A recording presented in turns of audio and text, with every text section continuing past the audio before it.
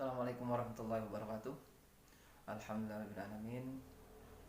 Para sahabatku, kita bisa berjumpa lagi di channel kami Rumah Kesembuhan Khalifah ini. Allahumma sholli ala sayyidina Muhammad wa ala sayyidina Muhammad.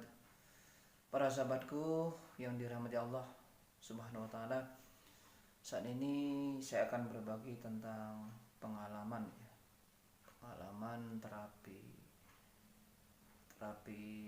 kesehatan. Ini video ini saya buat sebagai pengantar video selanjutnya tentang tutorial cara jalannya Rasulullah SAW, khususnya menurut pemahaman saya pribadi, sesuai dengan referensi hadis-hadis yang mutawatir dan dari terapi pengobatan yang saya tekuni, yakni pengobatan dari zaman KZ. Jadi ini pemahaman saya dari referensi itu, karena memang soal hadis seperti halnya soal Al-Quran, takutnya nanti ada penafsiran lain. Jadi sebelumnya saya tegaskan, ini pemahaman saya berdasarkan referensi itu dan berdasarkan pengalaman yang saya lakukan sendiri, manfaatnya yang bisa saya rasa sendiri. Nah, ini metode ini terutama terkait dengan sakit asam lambung atau GERD, asam lambung. Dan ini saya alami sendiri. Jadi soalnya asam lambung ini atau GERD itu saya katakan itu penyakit yang gampang sulit. Soalnya orangnya itu, atau bahkan aneh ya, soalnya orangnya itu tampak gak sakit, karena sakitnya asam lambung atau GERD ini ketika asam lambungnya hanya ketika naik. Kalau nggak naik ya sudah sehat seperti biasa. Makanya orang yang sakit asam lambung ini, kalau saya lihat itu ya, yang kasus seperti itu orangnya kebanyakan gemuk ya, biasa sehat, bahkan ada yang gemuk gitu, sehat biasa. Cuma ketika asam lambungnya naik saja, maka dia disebut mengalami penyakit asam lambung. Makanya kadang ketika kalau ke dokter nggak terdeteksi, karena bisa jadi ketika dokter itu pas asam lambungnya nggak naik, tapi ketika pulang dia pas asam lambungnya naik dia sakit lagi, sehingga terkesan juga, anehnya juga, asam lambung ini penyakit fisikal tapi terkesan seakan-akan orang kalau nggak paham dianggap non medis, kena santet atau kena gangguan astral, padahal ya fisik saja, cuma ya seperti itu. Jadi nggak selamanya sakit, sehingga terkesan datang kembali kambuh sembuh. Karena memang dinamikanya sakit asam lambung seperti itu, cuma ketika asam lambungnya naik saja. Itu yang saya amati ya. Nah, ini saya berbicara tentang pengalaman saya pribadi. Jadi saya itu dulu mengalami sesak, ya itu yang dipahami asam lambung naik lalu efeknya sesak.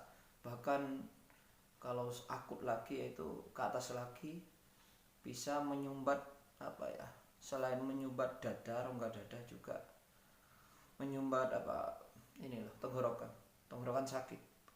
Kalau ke atas lagi itu bisa menyumbat sekitar kepala, sehingga terasa sakit atau migrain tahunan. Itu efeknya asam lambung yang bisa jadi fatal juga. Nah, itu yang saya alami. Lalu alhamdulillah saya sekarang sembuh dan alhamdulillah nggak kambuh lagi selama ini.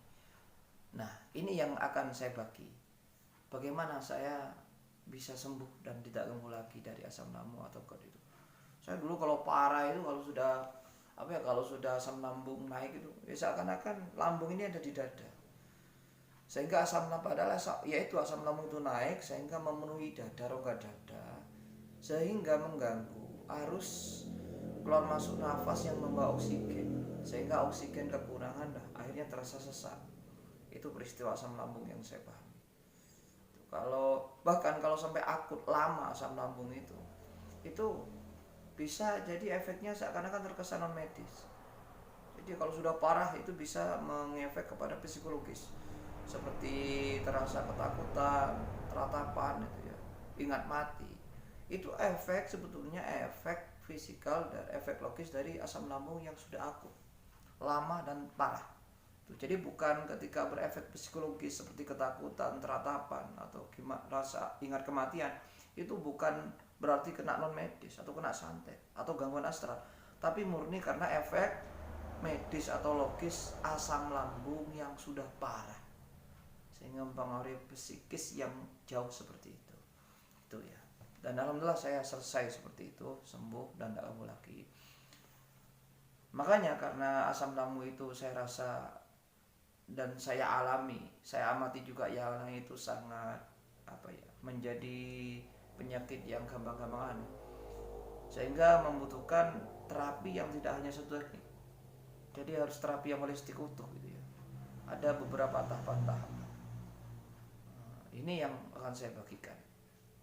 Nah, tahapan pertama yang saya alami ya, dan ini juga saya bagi kepada saudara-saudara yang datang minta bantuan terapi penyakitnya, dan alhamdulillah mayoritas sembuh dan beberapa masih proses yang butuh keistiqomahan, butuh konsisten ya, setidaknya lebih baik lah, nggak terlalu menyesakkan asam lambungnya ketika kamu masih proses gitu ya. Karena memang asam lambung itu selain butuh teknik yang tidak satu dan tepat, juga harus membutuhkan, ada beberapa yang membutuhkan proses yang lama, kesabaran yang, ketelatenan yang lama gitu. Nah, tahap yang satu atau teknik yang satu yaitu teknik fisikal. Teknik fisikal ini ya terkait dengan fisik, badan fisik ya, medis lah kalau bahasanya. Yang saya lakukan apa? Yang saya lakukan karena saya praktisi PAC, pengobatan akhir zaman, maka yang saya lakukan itu teknik yang ada di PAC. Nah, di antara teknik yang saya lakukan dari PAC itu adalah teknik bagaimana cara jalannya Rasulullah dengan modifikasi sedikit sesuai dengan penyimpangannya atau kasus penyakitnya. Ini yang akan saya bagi nanti di video selanjutnya tentang tutorial cara jalannya Rasulullah yang saya pribadi paham dari berbagai referensi itu. Ini yang bisa saya bagi, termasuk yang saya rasa bisa menyembuhkan, teknik menyembuhkan asam lambung yang saya alami. Banyak teknik lain juga termasuk engklek, tapi engklek ini nggak bisa saya tutorialkan di secara medsos begini, secara online begini. Kalau engklek ini karena butuh diagnosa langsung kepada ahlinya, yaitu ahli alumni past dropper seperti saya, harus ketemu langsung. Jadi saya diagnosa dulu penyimpangannya, baru nanti ketahuan cara engkleknya gimana, teknis engkleknya gimana, atau bahasa lain di dalam PAC itu hentak kaki. Jadi ini harus ada diagnosa dulu, bagaimana penyimpangannya, lalu bagaimana cara hentak kakinya, kaki yang mana yang didahulukan, bagaimana yang dihendakkan, itu penting. Karena kalau nggak diagnosa dulu, ini serius berakibat fatal, bahkan lebih parah nanti asam lambungnya kalau salah dari diagnosa, tanpa diagnosa. Kalau gerakan engkelnya salah, ya sudah, nanti bisa fatal, bisa lebih parah lagi asam lambungnya. Makanya yang saya bagikan di sini hanya teknik cara jalan Nabi, dan cara jalan Nabi ini lebih bisa dipakai oleh rata-rata semua orang ya. Tidak butuh diagnosa kaki yang kanan dulu atau yang kaki yang kiri dulu, kan enggak. Tapi ini netral, cara jalan Rasulullah SAW ini. Maka saya tutorialnya bagi setelah video ini, video lanjutan setelah video ini. Itu ya secara fisikal. Jadi secara fisikal yang saya pakai adalah teknik pengobatan akhir zaman, yaitu cara jalan Nabi dan hentak kaki itu. Ada teknik-teknik yang lain yang tidak begitu yang saya rasa sedikit sekali ya pengaruhnya. Ya pengaruhnya mungkin bisa banyak, cuma bagi saya yang lebih saya rasa itu hentak kaki dan cara jalan Rasulullah ini. Dan yang saya bagi diri cara Rasulullah, jalan Rasulullah yang lebih netral. Tapi saya yakin insya Allah dengan cara jalan Rasulullah ini asal dia lakukan istiqomah, cara terus insya Allah bisa menjadikan lebih baik asam lambungnya, bahkan bisa sembuh. Saya yakin, karena ini yang banyak saya lakukan. Yang lebih teknik yang lebih banyak saya lakukan itu jalan Rasul ini.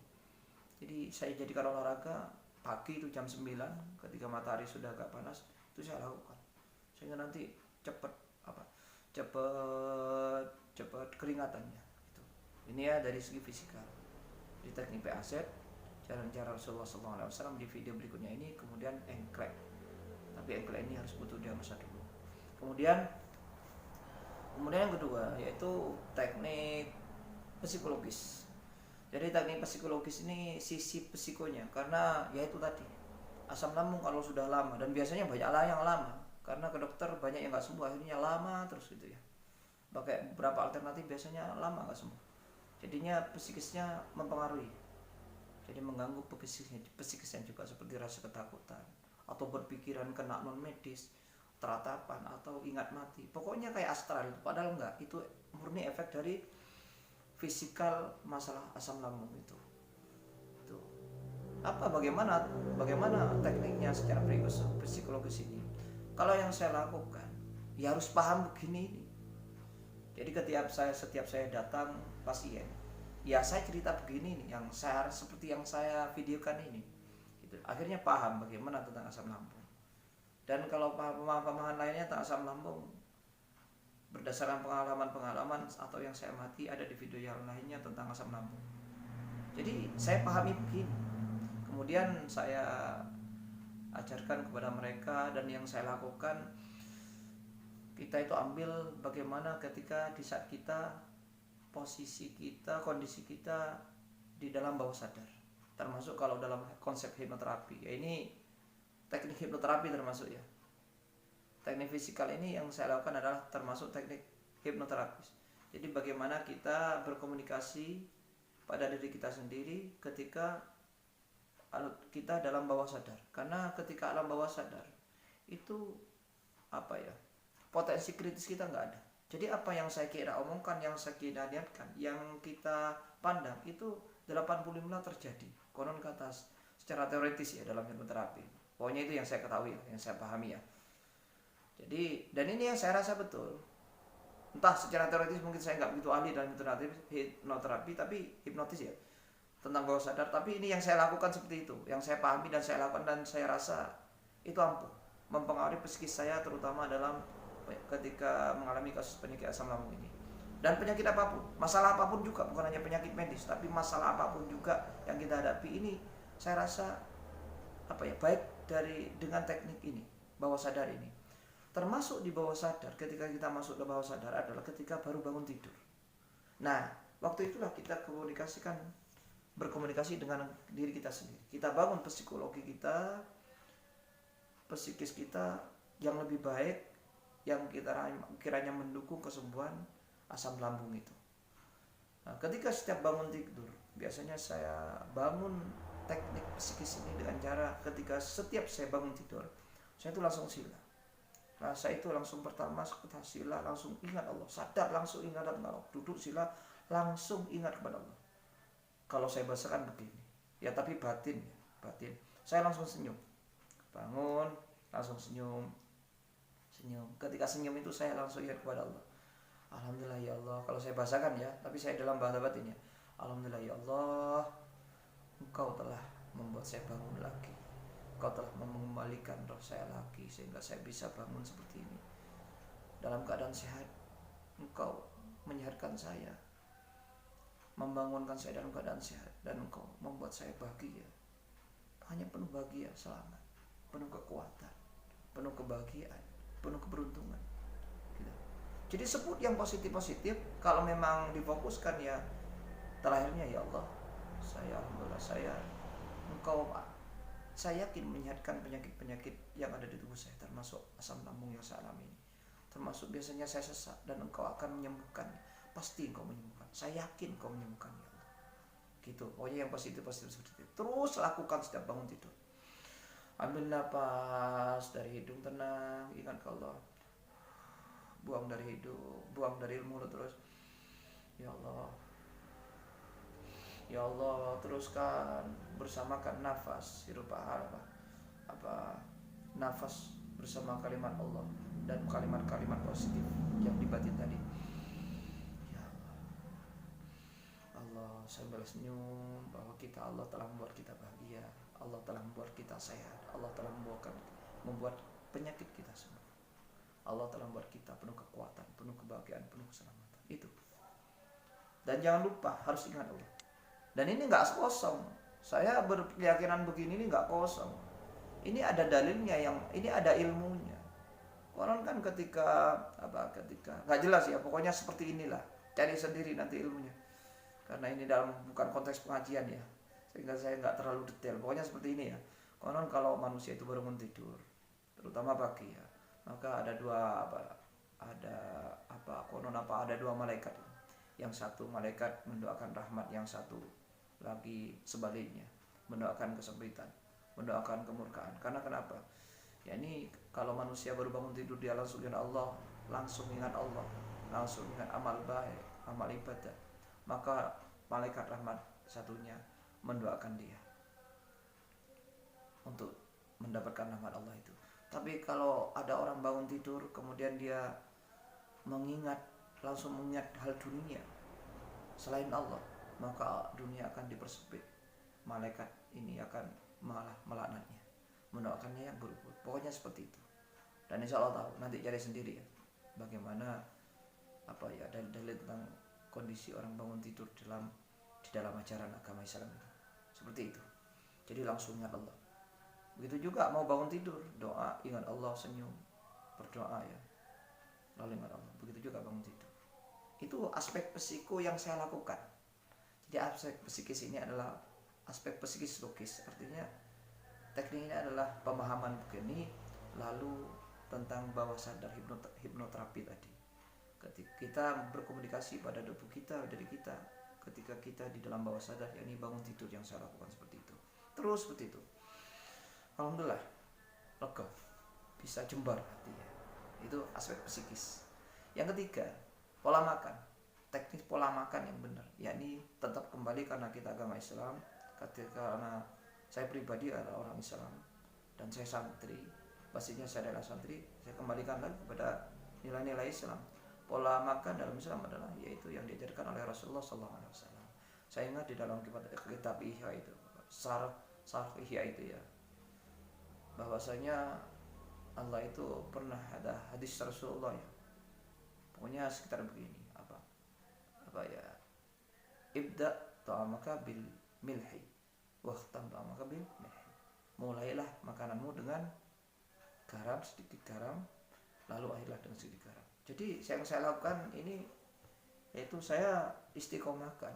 Kalau mau makan itu saya tuh kan basuh tangan. Saya itu ujung tangan kan basah. Saya sentuhkan ke garam halus ya, garam sedikit aja, karena ada yang ikut di sini. Maka ada yang tertempel di sini, maka saya makan gitu, digajak gitu, makan. Lalu saya minum, lalu makan. Karena Rasulullah juga sebelum makan kan minum. Dan juga ngecap makan garam tadi, memakan garam sedikit tadi. Kemudian juga mengakhiri makan, setelah makan yaitu kembali basuh lagi, kemudian dicelupkan ke garam halus itu, lalu makan lagi, dimasukkan ke mulut, lalu minum. Itu yang saya lakukan pola makan. Termasuk cara Rasulullah makan adalah langsung dengan tangan ya, langsung dengan tangan, tidak pakai sendok. Dan makan kalau merasa lapar dan berhenti sebelum kenyang. Jadi intinya itu dalam keterangan itu ya, 1/4-nya untuk makanan, 1/4-nya untuk air, 1/4-nya untuk angin. Nah ini mendukung, secara logis kan mendukung. Maksudnya asam lambung kan nggak naik, nggak ketekan gitu loh. Dengan posisi 1/4 air, 1/4 angin, 1/4 makan tadi. Tapi kalau semuanya isi air atau isi makanan, gimana nanti asam lambung bisa ketekan juga gitu. Kan masuk akal juga. Jadi dengan cara pola Rasulullah ini, insya Allah mengurangi tekanan asam lambung atau penyimpangan asam lambung. Jadi ini 3 hal teknik bagaimana saya bisa sembuh dan orang-orang yang datang ke saya alhamdulillah bisa sembuh, paling tidak lebih baik lagi, masih berproses. Itu 3 hal. Teknik medis atau teknik fisika, yaitu teknik yang saya ambil dari pengobatan air zaman PAZ ya. Terutama cara-caranya Rasulullah. Nanti ya setelah ini video lanjutan ini, tutorial cara Rasulullah. Di situ lengkap dengan penjelasannya, bukan dengan engklek, harus diagnosa. Tapi tidak apa-apa, lakukan satu ini aja yang lebih netral. Jadi bisa dilatih walaupun diambil dari rekaman ini. Jadi walaupun nggak secara langsung tiru nanti, karena ini netral sebagai olahraga. Niatkan jalan Rasulullah, nanti lengkap dengan keterangannya. Kemudian yang kedua, pakai teknik psikis logis tadi, yaitu dengan pemahaman begini ini tentang bagaimana asam lambung, bagaimana pengalaman-pengalaman, kemudian dengan tadi itu hipnoterapi masuk bawah sadar setiap bangun tidur. Itu yakinkan diri kita sehat, Allah menyehatkan, Allah membahagiakan kita, Allah menyembuhkan sakit kita, terutama asam lambung itu dan lain-lain kasus-kasus penyakit yang di tubuh kita. Kemudian ketiga, teknik pola makan pertama yang mengacu kepada Rasulullah tetap, yakni saya itu makan sebelum makan kalau lapar, terasa lapar, dan berhenti sebelum kenyang, agar seperempat berisi air, seperempat lagi berisi makanan itu, seperempat lagi berisi angin itu perut kita. Kemudian sebelum makan dengan sedikit makan garam, dimulai dengan garam, dan minum, lalu diakhiri nanti setelah makan juga makan garam sedikit dan minum. Itu yang saya lakukan. Alhamdulillah sampai saat ini saya nafas panjang sekali dan asam lambung itu gak naik. Dan banyak penyakit lain, bukan hanya asam lambung, yang saya dulu alami, dan sekarang semuanya sudah sehat secara utuh, gak kambuh lagi. Demikian, dan sekali lagi itu semua itu teknik yang saya lakukan, dan tetap mengacu kepada Allah Subhanahu wa taala, bahwa kesehatan, kesempurnaan hanya semata-mata karena izin Allah Subhanahu wa taala. Demikian, semoga bermanfaat. Dan selebihnya kurang dan salahnya mohon maaf. Demikian dari saya. Assalamualaikum warahmatullahi wabarakatuh.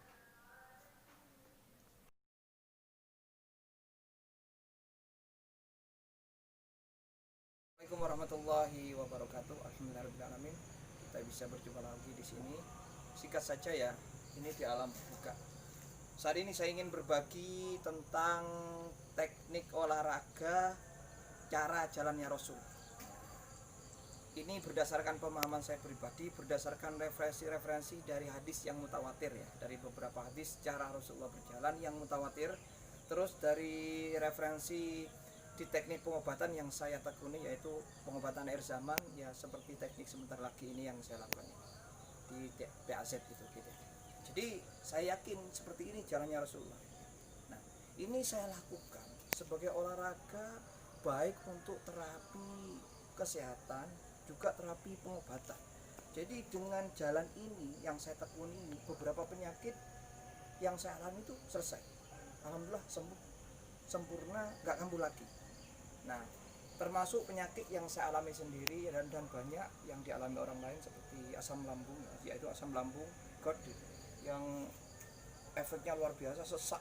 Ini gampang sulit ya tentang GERD, tentang asam lambung. Lah ini punya saya selesai dengan termasuk cara teknik jalannya Nabi ini, dengan modifikasi sedikit nanti yang saya lakukan. Jadi saudara yang terutama yang punya kasus asam lambung atau GERD, ini bisa dilakukan seperti jalan Rasul ini. Nah, ini bukan hanya GERD saja ya, masalah pernapasan, masalah paru-paru, jantung, di dada, masalah perut juga, masalah penyakit-penyakit lainnya itu baik dengan teknik jalan Nabi ini. Terutama juga sakit kepala. Nah, nanti ada teknis ada modifikasi tertentu gerakannya dengan basis jalan caranya Rasul. Ini dialami banyak bagi pasien-pasien yang datang ke saya kasih teknik seperti ini dan alhamdulillah selesai. Jadi bukan hanya penyakit asam lambung GERD itu, tapi juga penyakit-penyakit yang lain, terutama masalah dada, pinggul, kaki, stroke juga, dan masalah kepala, itu banyak yang selesai dengan cara jalannya Rasul. Nah, ini langsung saja ya, karena ini agak sulit, ini di alam terbuka. Ini caranya. Jadi Rasulullah itu dijelaskan dalam sebuah hadis, termasuk dijelaskan oleh Abu Hurairah, bahwasanya Rasulullah itu kalau jalan itu, beliau mengakui jalan Rasulullah itu, beliau mengatakan dalam sebuah hadis itu, beliau Abu Hurairah tidak pernah melihat jalan yang cepat seperti jalannya Rasulullah. Sehingga kalau Rasulullah jalan itu digambarkan seakan-akan melipat bumi, saking cepatnya. Tapi tidak tergesa-gesa, tapi tenang. Itu jalan Rasulullah dari Abu Hurairah. Kemudian dari juga dijelaskan oleh Ibnu Abbas bahwa Rasulullah itu kalau jalan energik. Energik itu menggambarkan kuat, tidak lemes, tidak loyo. Kemudian dari Ali bin Abi Thalib radhiyallahu anhu bahwasanya Rasulullah idza masya takafuan ka'annahu yanhattu min sababin, ka'annahu yanhattu min sababin.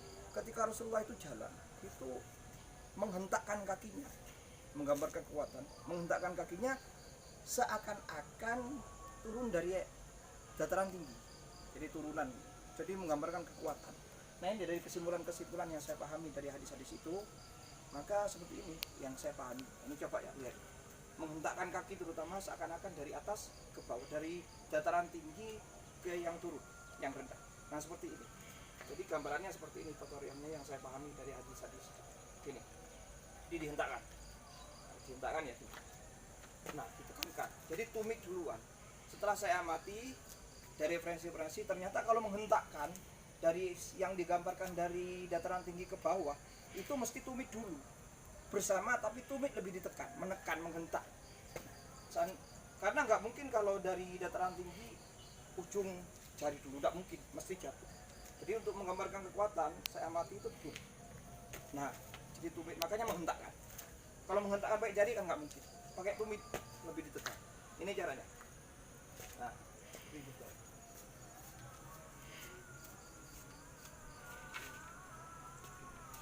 Jadi gagah, tapi tidak sombong, nggak tersukan takut, tapi ditekankan, mesti cepat. Efeknya kalau jalan begini mesti cepat, mesti panjang langkahnya, karena tumit lebih ditekan dahulu, seakan-akan dari atas ke bawah, kayak ngerem. Nah, mesti tidak mungkin, nggak, kalau tumit didahulukan dan terkesan kuat, nggak mungkin pendek gini, mesti panjang. Nah, mesti gagah. Nah, ya, coba kalian begini. Nah, mesti gagah. Nah, karena dengan gambaran-gambaran seperti itu, tumit lebih ditekan, dihentakkan, dan panjang, mesti efeknya nanti cepat dan berefek baik bagi urat-urat, saraf-saraf. Makanya baik untuk kesehatan, termasuk penyembuhan penyakit. Nah, ya, ini mesti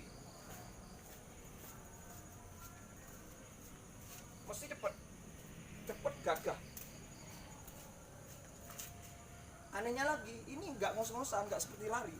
Kalau lari cepat ngos-ngosan, kalau ini enggak, walaupun beratus-ratus meter enggak. Nah, ini.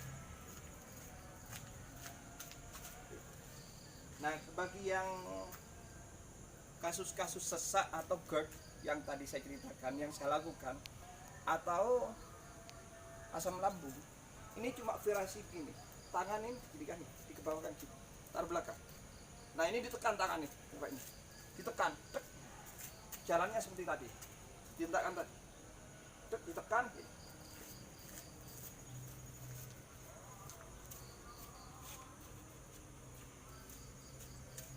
Nah, ini ditekan. Jadi kalau menekan ini, akhirnya rongga dada lebar, perut ke dalam.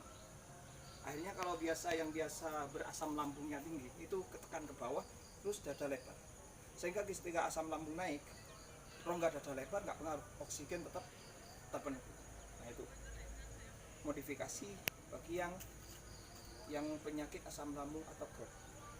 Kalau modifikasi lain, ini begini, ini biasanya kasus penyakit-penyakit di bawah ya, bawah, kayak perut, darah. Itu tentang sesak, bagus untuk ini. Kemudian ada modifikasi lain,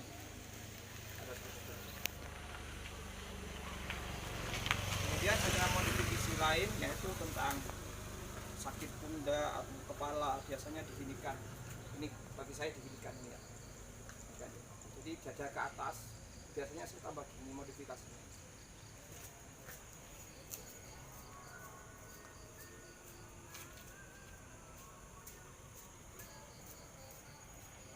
Jadi bisa dilakukan semua ya modifikasi. walaupun tidak sakit kepala atau nggak sakit masalah perut, bisa dilakukan gantian. Jadi bisa biasa ini digerakkan bebas ya teman-teman, bisa langsung dicampur gini, ini ditekan. Nah, bisa juga ini, jadi kombinasi belakang.